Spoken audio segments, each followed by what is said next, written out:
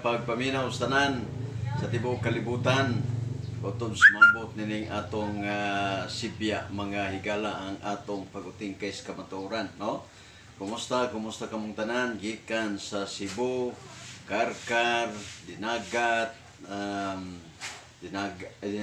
sa Bantayan, Bantayan Island, dire sa mga igsoon Surigao, Dinagat, Siargao, o Surigao City, dire season hanto na dito sa Sor mga kaigsunan. Nalampari dia atong kumpare Timoteo dia, kumusta? Pre, orag tambok naman siguro ka pre. O ito kalimtan sa tanan na ison, Sikas Cagayan, Iligan, sa Pagadian, Ipil, Dipulog, Samis, Oroquita, no? Sa tanan na to nga mga tigpaminaw sa gawas nasod, Hong Kong, Saudi, USA, Germany, no?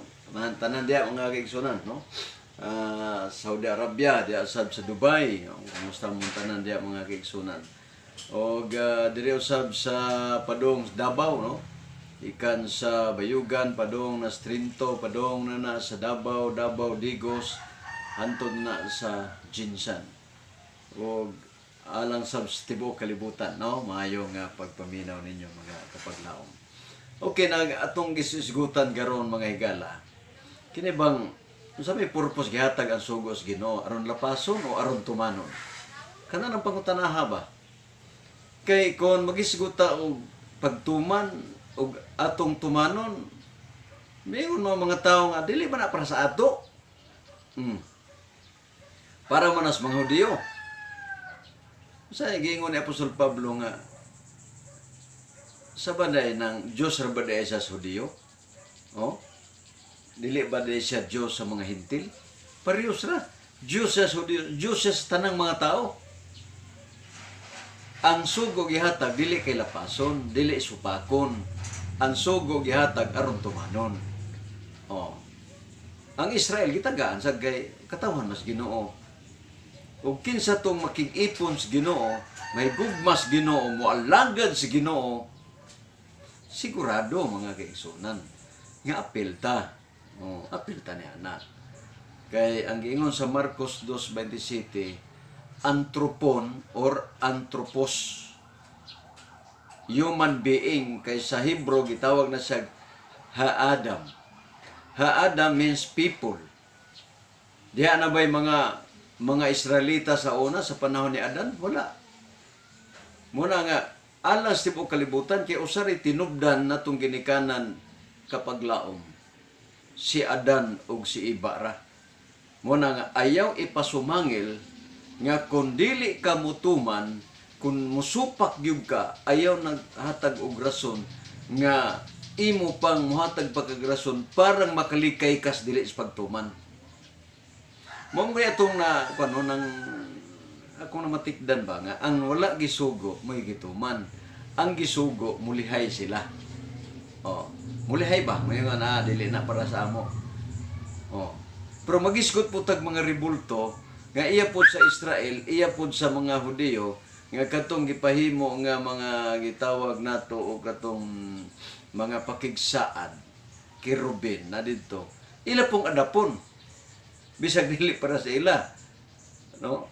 Kay ang purpose daw, mapuribahan nga ang templo na ay larawan. But pasabot nga ang balaod sa Ginoo, ang adlong igpapahulay, di ba pruiba na nga ang una nga iglesia, ang iglesia nga gipasakupan ni Kristo siyang pagkatao. Pruiba nga Sabado ang gibantayan. Karon nanampoy palusot. Oh, malusot na sad nga ang Sabado dili daw kuno na Saturday. O na sa diha nga kita ra gyud lisod-lisod mga kaigsunan. Pero sige lang. Ato ra pong tugutan kay mao man na ilang una kay wa may laing likayan nila mga kabaglaom, no? Kana ra gyud makalikay sila na og ingno nila nga kanang Sabado pwede na sa Lunes, pwede na sa Martes, pwede na sa Domingo. Okay, ngano man rest man na.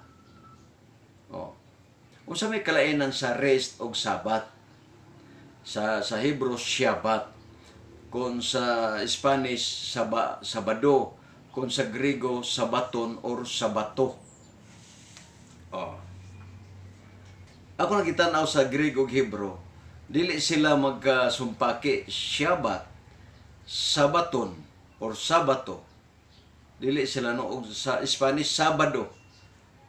Murag sukhay kay no nga sa Spanish Domingo, unya sa Shabbat, Sabat sa English. Nya Domingo ang murag sige lang ngayon lang ko yung dispensya magkaigsunan pero dili man po good maayo nga di po nato mapasabot mga igsoon, di ba? Ato gyung ipasabot.